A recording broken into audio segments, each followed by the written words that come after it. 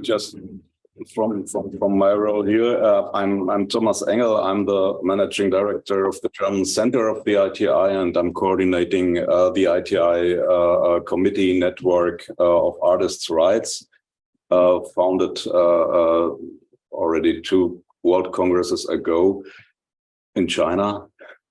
And we try to follow a little bit the very complex processes of artists' rights, from economic censorship to self-censorship, political censorship to artivism. And I'm very happy to meet you virtually here, Einat, and I'm glad that you are here. I remember we had a performance from one of your plays at the World Congress of the ITI in Segovia 2017. It was Shame, and it was a very big success, and people were very interested to see how a playwright and an artivist, an actor, an actress, a director just focuses so clearly on this conflict, on this imbalance of rights, on this situation between the Palestinians and the Israelis. And it was at that Congress that we made a resolution against the exclusion of your play Prisoners of the Occupation from the Akko Festival, which was in the same year. And so we learned a little bit about the situation there and how art and performing arts could picture at least a part of this to those who are not confronted with this every day. You say on your website that you are an actor, theater director, and a playwright based in Tel Aviv, and you continue, I'm also a Palestinian rights activist. So this connection is already something like a clear picture that you are really sitting between all chairs. And I would really love to learn more about your position, how you deal with this so many decades of a kind of conflict which we cannot see any solutions, but you go on to describe the shady sides of the reality of the Israeli picture of the reality and those who are in the shadow and those blind spots in the society. So I'm looking very much forward to your presentation. Thank you. Thank you. Can I share my screen because I have a slideshow? Yes, I think. Is it possible? Okay, let me see. Yes. Just a minute. Okay, do you see my screen? Yes, yes, we do. Okay, good. So I will try to describe my my theater, the way I do theater, why I do theater, and through some of my plays. I don't know, I know that I have half an hour, so I don't know how much time it will take, so please let me know if I over time. So I will just start. I want to start from something which is not theater exactly, it's not theater at all, but it's something that happened last October. Last October we had elections in Israel, and the picture here you see is from the Supreme Court. What you see here is the front bench in the Supreme Court when the most radical Palestinian party is sitting on the front bench. This party called Tajamua, or the Ballad Party. Each elections in Israel this party has to go through the Supreme Court, as each time Israel are trying to ban this party from participating in the election in Israel, as it's the only party who is trying to challenge, to change Israel from Jewish and democratic state to state for all its citizens. We see here, with the glasses laughing, is number 1 in the party. His name is Sami Abu Shhadeh. And at the end of the bench is me, number 6 in the party. This is the first time I was a candidate for a political party. And this is why this time the Supreme Court had to deal also with theater. And here is one of the sections that the Supreme Court had to deal with is my plays. And this is for banning the party. I will read this section. Einat has dedicated her artistic work in recent years to presenting the Palestinian narrative and the occupation, as in her words. Among other things, she directed a play called Prisoners of the Occupation that she wrote with security prisoners, a play that was banned in the Acre Festival. She recently produced a documentary play, How to Make a Revolution, about the trial of Issa Amro, a Palestinian activist who fought oppression and was arrested by Israel. So the Supreme Court had to deal with theater this year. And the question is, how come a Jewish Israeli theater maker is number 6 in the most radical Palestinian party within Israel? And the answer, in short, is theater. So let me take you back in time to the beginning of my career. Here you see pictures from, I was a very successful actor in Israeli mainstream TV and films. I did many films and TV series, but parallel to being an actor, I was also an activist. And here you can see a picture of me, 2006, wearing this shirt with the Palestinian flag. As I told you, I was kind of a celebrity, so a paparazzi caught me wearing this shirt. And this morning, when I chose this t-shirt from my closet, I had no idea that this shirt is going to change my life forever. So in 2006, it was okay to go with this shirt in Tel Aviv.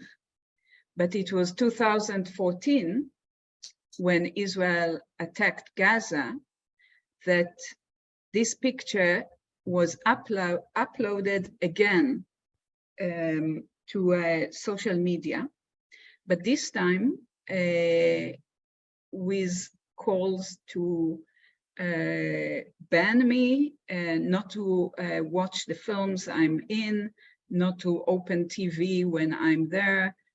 And I was Facebook lynched.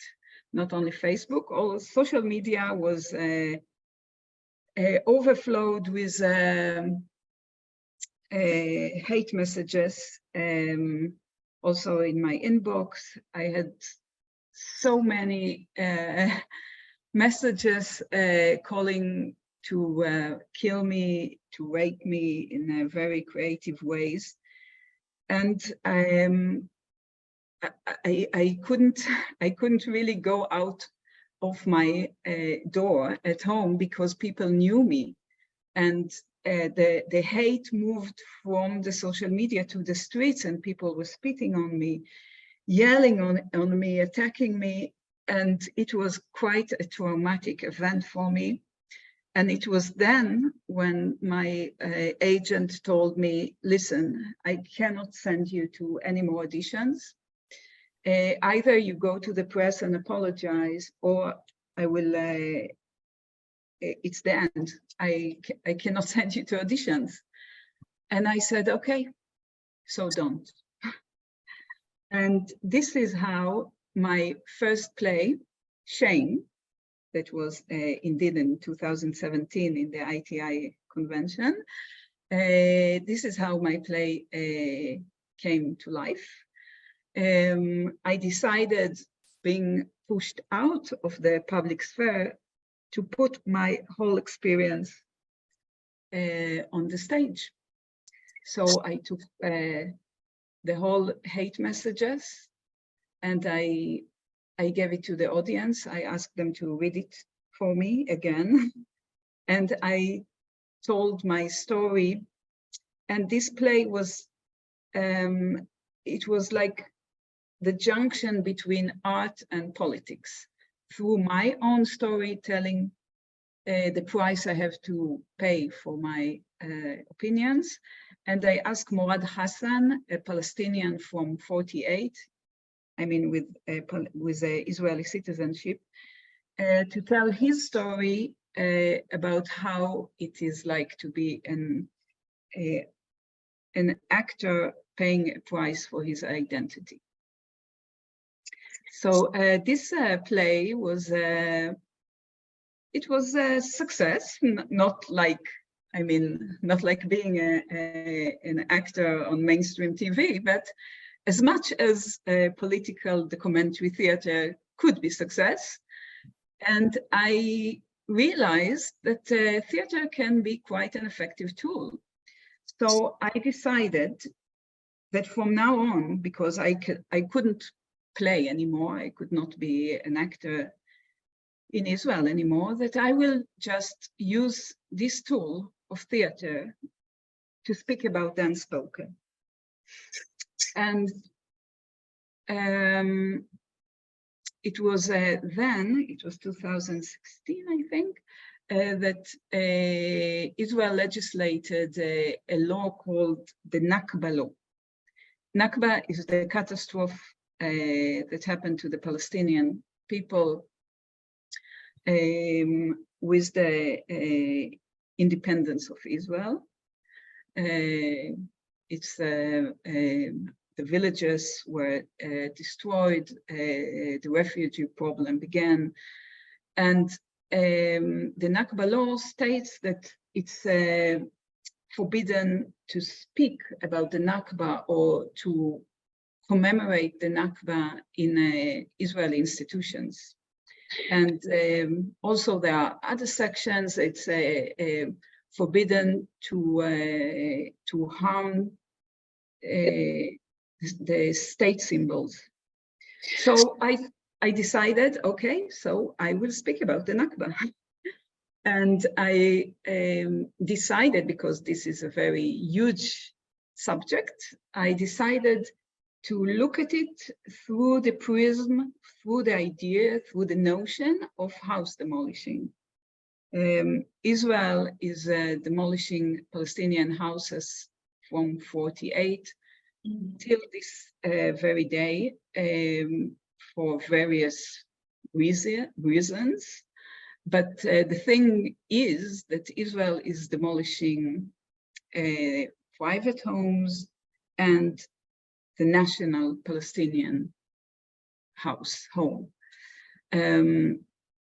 So I started to go from village to village. I collected testimonies from Gaza, and I wrote a play called Palestine Year Zero. And I was programmed to Accra Theatre Festival. And it was 2 weeks before the play was supposed to be staged, that the Minister of Culture asked to send two representatives on her behalf to our rehearsals because the play might harm the state of Israel. Of course, I didn't allow it to happen. I wouldn't accept any representative from the States into the rehearsal room. And the thing is that the Nakba law is in the hands of the Ministry of Finance and not in the hands of the Ministry of Culture. So the Ministry of Culture that wanted to stop this play, she couldn't, and she had to approve it. And it was then when she announced that in order to have the law in her hands, she will legislate a new law called the Loyalty in Arts Law. So this is the play. It was staged successfully in the festival. The thing is that when the Ministry of Culture announced that she's going to legislate this law, it was enough for theaters and other institutions to align with the law, which didn't exist anymore. So, so after the play was staged in the festival, we couldn't tour it within Israel because no one would give it a stage. So after this play, maybe I should stop for a minute because there is something very important in my plays that I never sit in Tel Aviv and I write a play. It's always a research, and I always do it with communities. And after writing Palestine Year Zero, I had a community with Bedouin villages, especially the village of Araqib, a village that is was demolished till today 216 times, and we still are a community, and we are still working together. But this is another subject. It's a whole different presentation, what I do with the village. So I will continue with my next play. My next play was supposed to be Prisoners of the Occupation. And it's the next play I submitted to the same festival, the Akka Theater Festival. The Palestinian political prisoners are the most hidden victims of the Israeli occupation. Israel is the way Israel is presenting the prisoners is as if all prisoners are terrorists. While in fact, in prison, the whole arc of resistance is serving time. It means, of course, the armed resistance, but also the nonviolent resistance, and journalists, bloggers, students, poets, and of course, administrative detainees, which had they had no charges at all. And there are hundreds of detainees like this, that Israel just kidnapping to the prison. And I realized that for Israel, occupation for the Israelis, even to the Israeli left, the liberal left, when they think about the occupation, they think about walls, checkpoints, army. But for the Palestinian people, it's first and foremost their prisoners. A notion of liberation is first of all to liberate the prisoners, political prisoners.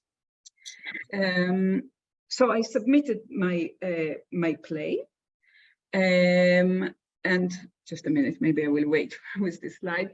And what I thought back then is, because it's impossible to meet the prisoners, because it's impossible to visit the prison, I thought that I will collect letters from prison, letters that prisoners wrote, and I will make a play out of it. So I wrote a synopsis, I submitted it to the festival, they programmed me, and I was very happy, of course. I was celebrating. It was the second year in a row that I was programmed to this very important festival. But then I got a text message, a short text message from the artistic director saying, Weizman, it will not work this time. Sorry, we'll speak soon. And I'm like, what? What? And I called him, I texted him, I couldn't reach him anymore. I didn't understand what happened. What does it mean? It will not work this time? And it was a few weeks later that I read in the media that my play was banned on political ground. And I realized that when the steering committee, they were sitting together with the artistic committee, they were showing this post from my Facebook. They were digging inside my Facebook, and they were screening this post on the wall in their meeting. This post is, of course, I was doing a research for the play, and I went to Ramallah to the Prisoners Club. And here in the text, I'm saying that I'm standing in solidarity with the hunger strike of the political prisoners. This was enough to ban my play and to say that I support terrorism. So a media storm began over this banning, and because it was the first time that the mayor of the city was intervening and asking to remove a play from the program. And all the other artists in the festival were standing in solidarity with freedom of speech. And they decided, not only the artists, but also the artistic committee and the artistic director, finally also, they all resigned and withdrew from the festival, and the whole festival collapsed. And it's one of the most important theater festivals here. So it was everyone, there were like every day, there were more and more articles about the play, about the banning, about the collapse of the festival. And it was then when I thought, okay, maybe this is my play. I mean, the play is now all over. Everybody is speaking about the play. It's like the walls of the theater were broken, and now everybody are talking about the play. So maybe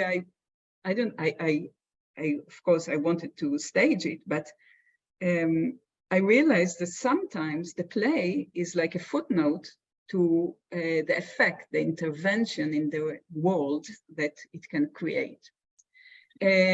But being such in the media, the Minister of Culture did press conference, and I want you to hear some of her words about the play.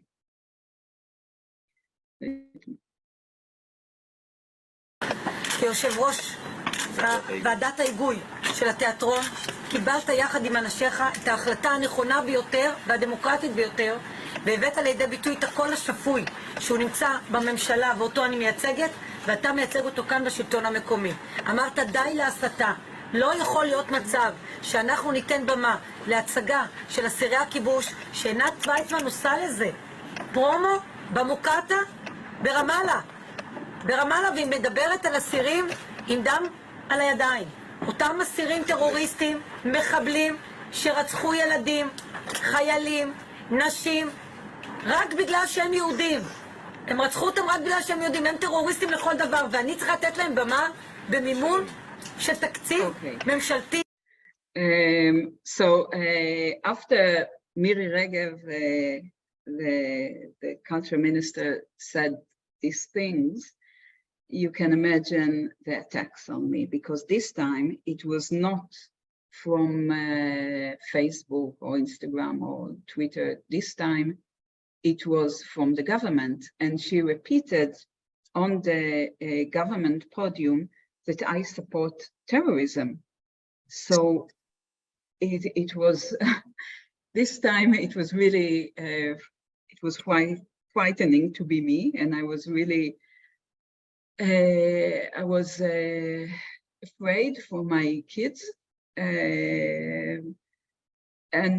but together with the attacks, very severe attacks on me, I also had a support of the artist. And I thought, okay, so if the artists support me, I was trying to ask other theaters to do Prisoners of the Occupation. And then I realized that all the theaters are very supportive, but they would not take the chance to stage the play. They were just saying, we are behind you, but of course I can laugh on it, but I understand. Of course, institution, they don't want to be shut down. But being banned, I understood how much this subject is important, and it was like an urgent need to do something with all the letters that I collected. So I went to Jaffa Theater, which you see on the slide, and I asked the director, please give me one night, one little night. It's not the Prisoners of the Occupation. I just want to share the letters. And he agreed, and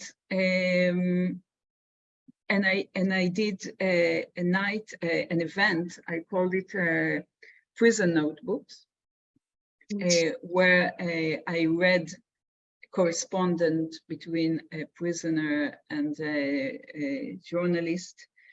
And also there were speakers.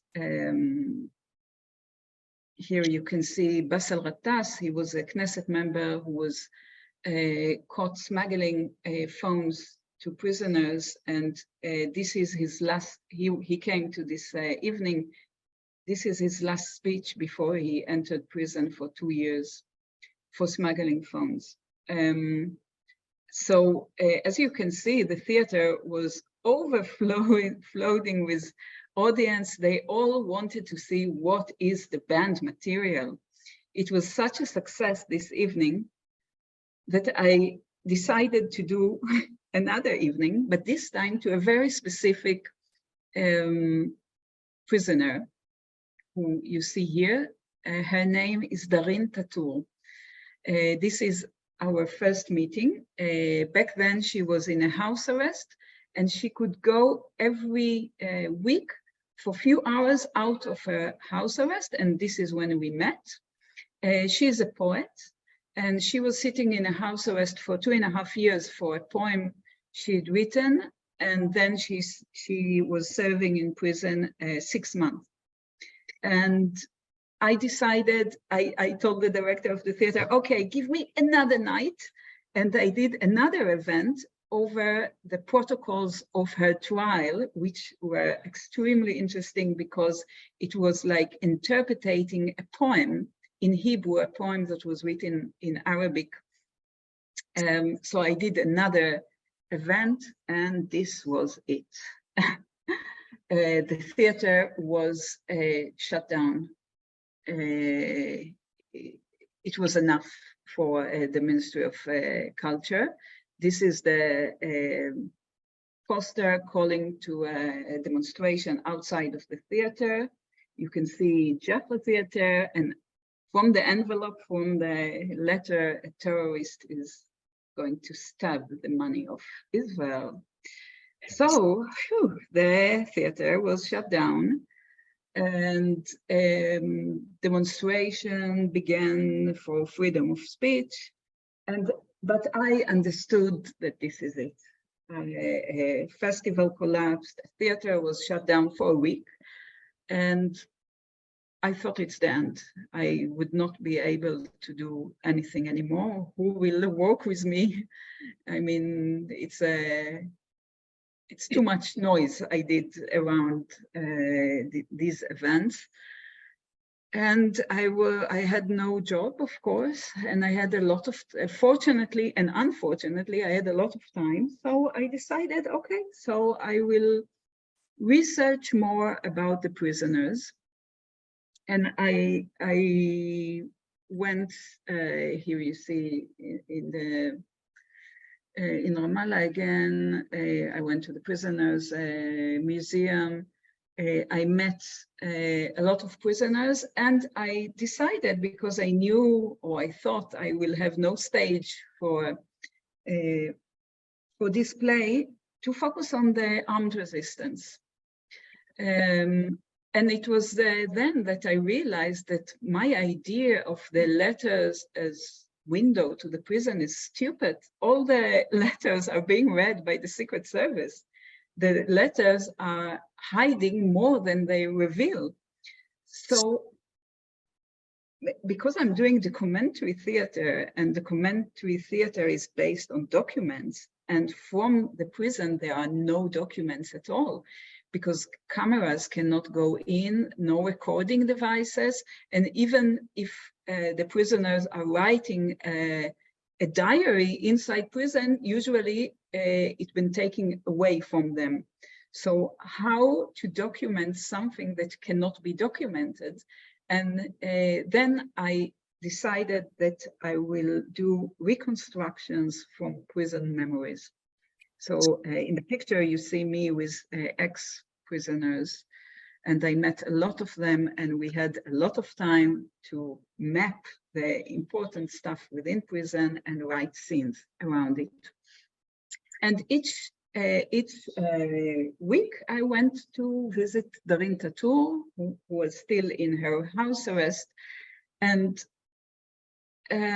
sitting with her, I realized that the struggle of the women is much more complicated, because they have a double struggle against the Israeli occupation and against the patriarchy. And Dareen told me she will help me with prisoners of the occupation, but then I realized that writing a play about her is something I can do without money at all. I can just do it. I don't need anything. It's only me. And I knew that if me as an Israeli Jew, being privileged, I can say the things she cannot say. So before she entered prison, I came to her and I told her, Dareen, I want to give you my body and my voice. I will stand on the stage and you will speak through me. What is the most important things you would like to say? And she gave me her writings, her poems, her memories, everything. And while she was in prison, this is before she entered prison, she she taught me how to be her. This is the first time I was wearing a hijab. She was in prison. I was rehearsing in the theater with no budget at all, and I wrote and staged Dareen T, Dareen T. The theater was willing to take this play, but I had to have lawyers that censored a few lines. And here, this is a projection I was projecting from Dareen's Facebook. You see that I had to delete a few things. So lawyers were going through all the play, and I was not allowed to do any PR. Okay, so I had no money, no PR, and I was a bit censored, but I did the play. And it was then that the law of loyalty in art fell apart. It could not pass, and it was then that I asked to stage also Prisoners of the Occupation. It was ready, and again, no PR, lawyers called in, but I staged it, and you can see this is a photo from the play. This is me. You can see in a Israeli talk show about the play after it was staged. You can see in my body language that I'm being attacked, and they are shouting at me that this is a terror and not a work of art. So I could do the play. It was 7 times, I think, before the corona started. Dareen T was released from prison, and Basel Ratas, the one who smuggled phone, was also released from prison. And then I did I decided it will be a trilogy. The Prisoners of the Occupation is about the armed resistance. My work with Dareen is about a resistance through art. It was like the most, it was very close to me because she did resistance through art, I do resistance through art. And the last of this trilogy is resistance, the non-armed resistance. It's a play I wrote together with Issa Amro. He's an activist from Hebron, sorry. And this was staged last year in Jaffa Theater. This poster was not allowed. I was not censored in the play, but the poster was not allowed because of the flag. Okay, I'm going to finish. My recent work called Dogma 48, or was supposed to be called Dogma 48. The theater would not give me, they didn't allow to call it 48 because 48 is like, it's the Nakba. So I had to call it Dogma 4.8. And it's it's a performative archive. It's a format I wrote for artists. I didn't direct it, I just wrote the format. Is together with an institution called Akevot, who is, the institution is digging inside a state archive, taking documents, finding uncovered documents that the state was trying to find. So I took 8 artists, I gave each artist a document from the archive, and each artist with its own tools made a performance of 8 minutes and 40 seconds. So you can see I was on the stage putting the documents, and this is one of the performance, is a protocol of government meeting about the maps.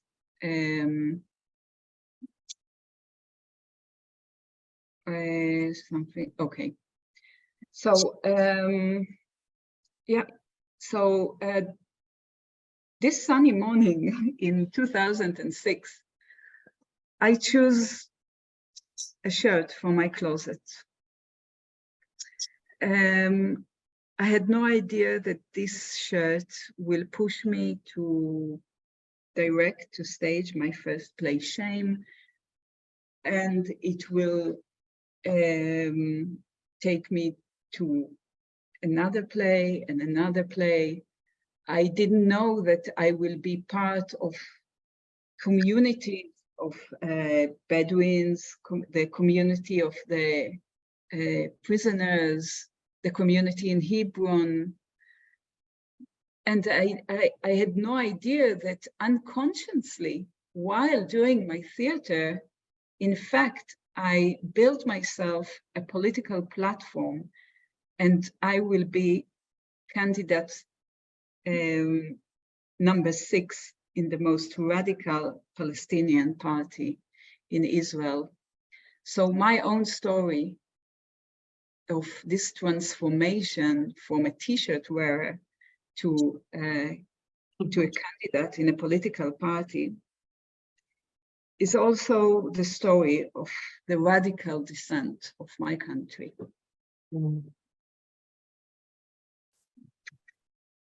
Thank you. Thank you very much. Thank you.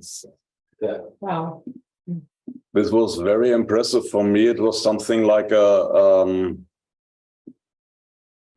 very convincing description of a laboratory under conditions where the mistakes and the mining areas are so close and so under a very thin surface, and you described how you just put you as a person and as an artist in the middle of this conflict,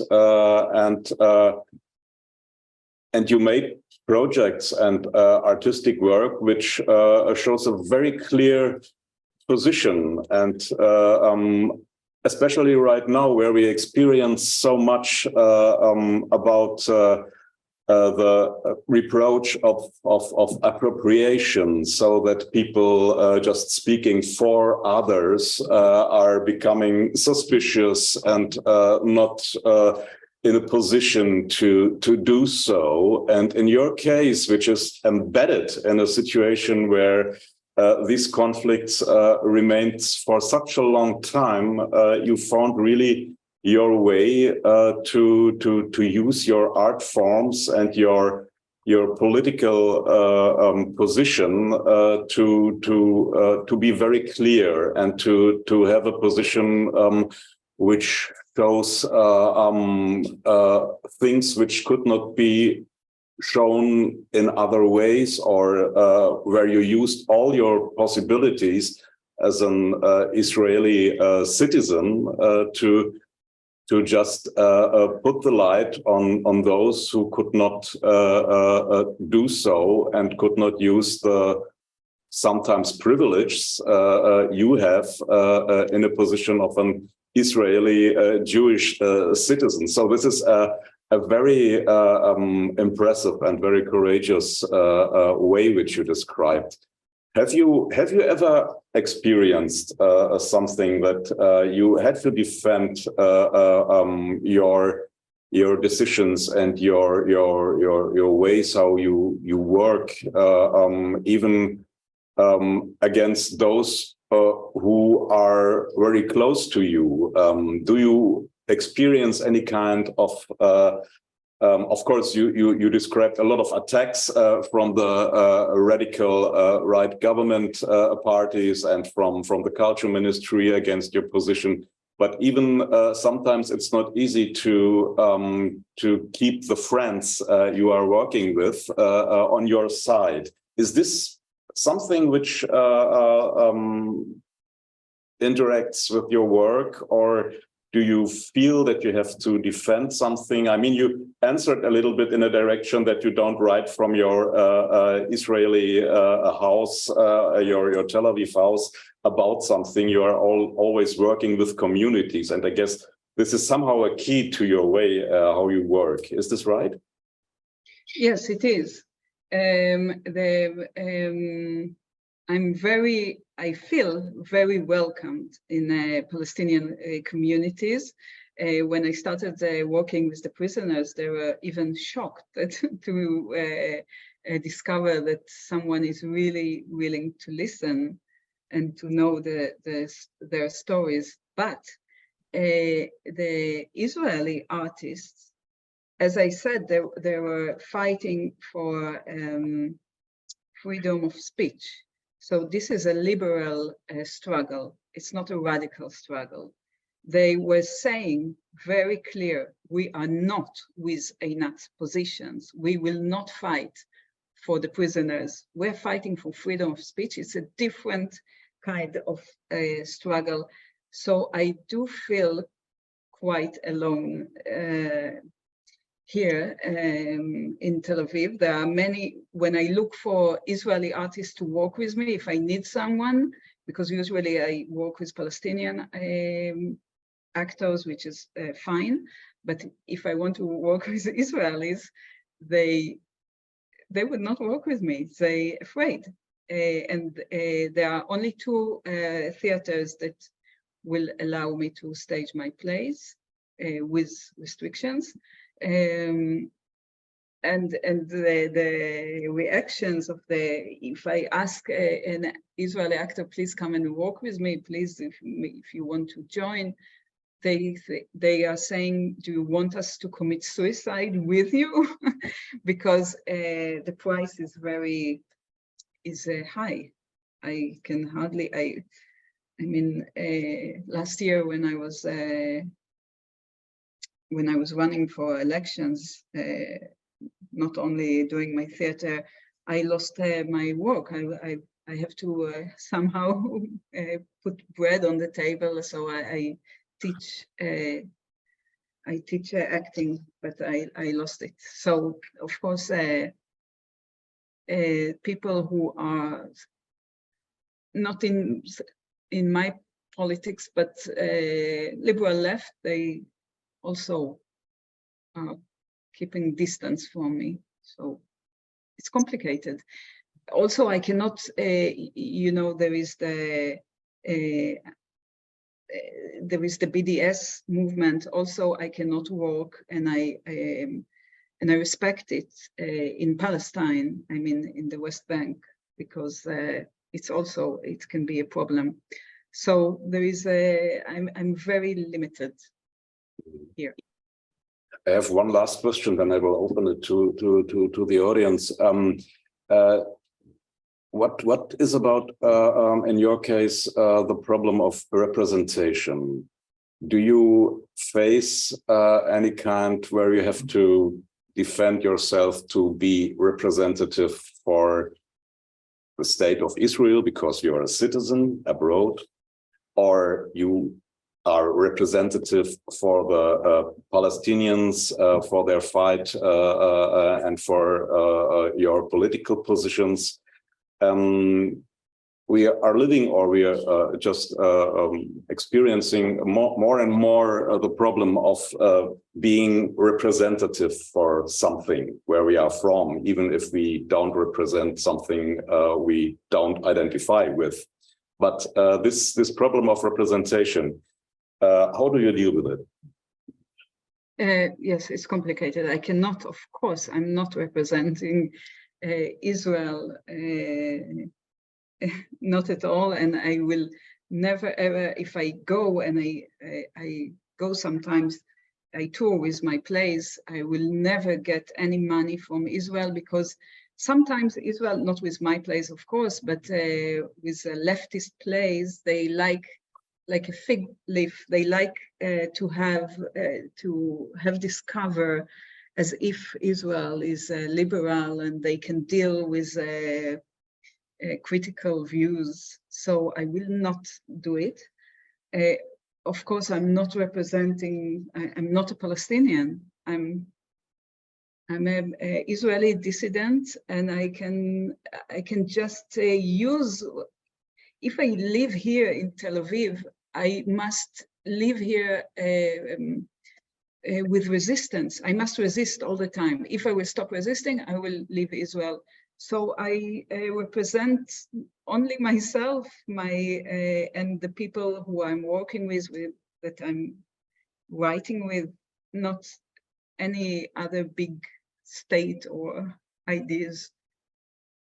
What I'm trying to do basically is decolonizing through art, and also in the way I'm writing.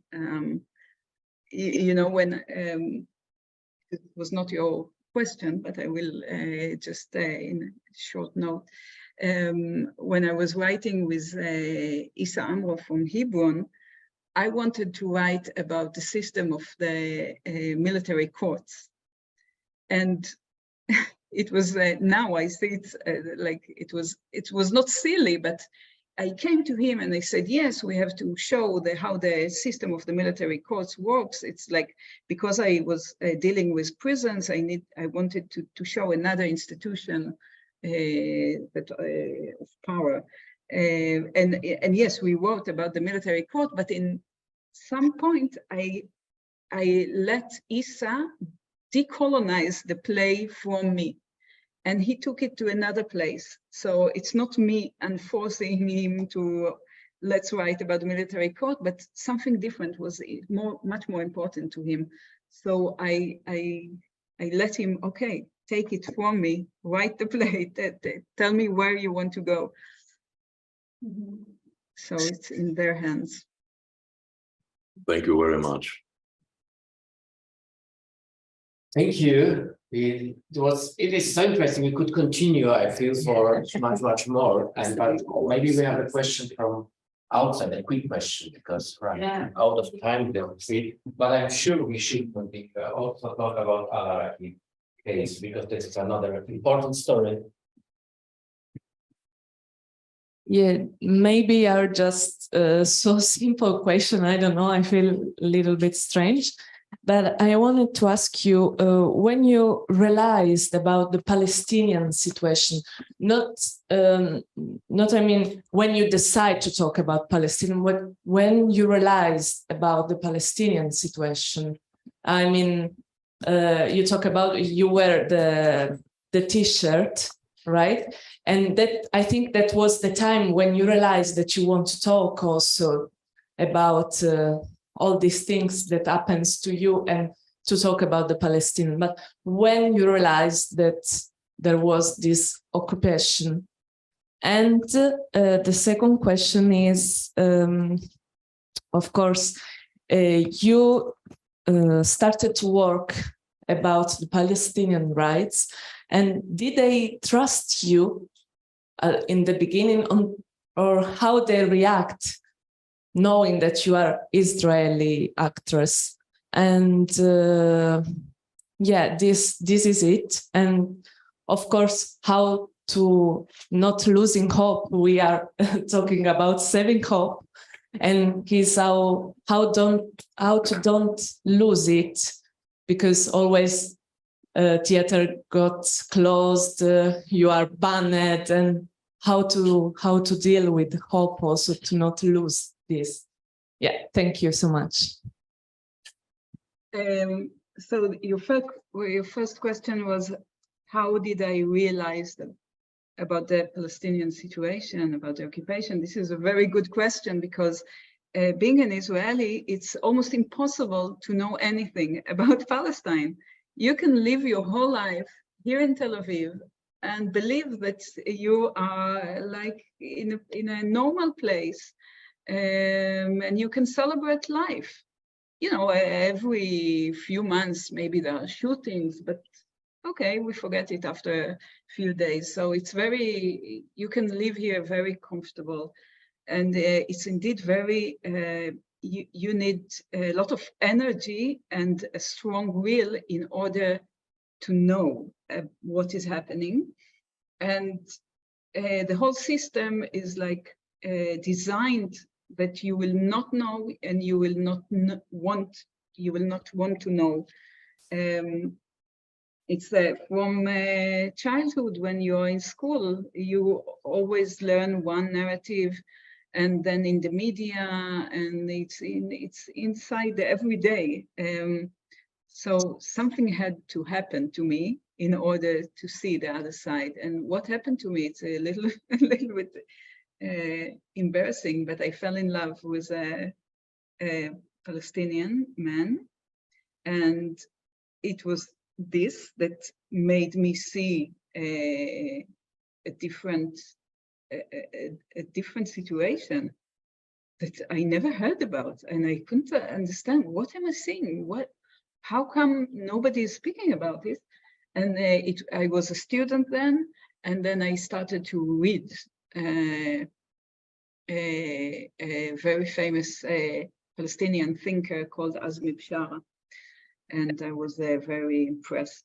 And this is so it's as if everyone are going in one direction, and you have to turn around and go to the different direction, and so you need a lot of energy. It's not simple to find information, and it's not simple to cross borders. To, you know, when you go to the West Bank, there are huge signs that it's stop, you're not allowed to go there, you will be in danger, and the Waze is starting to get mad that you are not allowed to cross, and you have just to cross. You just have to do it.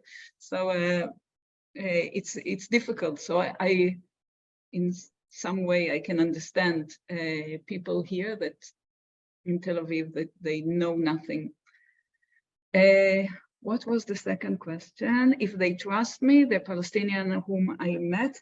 I think that after prisoners of the occupation, because I was dealing with the armed resistance, which is like, you know, it's beyond empathy. Empathy for the Israelis, it's something that they are terrorists. Nobody wants to speak with them. Nobody wants to know that there are people. Nobody wants to know about their struggle. And because I went so far, then and I accepted them, I heard their stories, I wanted to know about them, about what they felt, what they were going through. So, and they trusted me.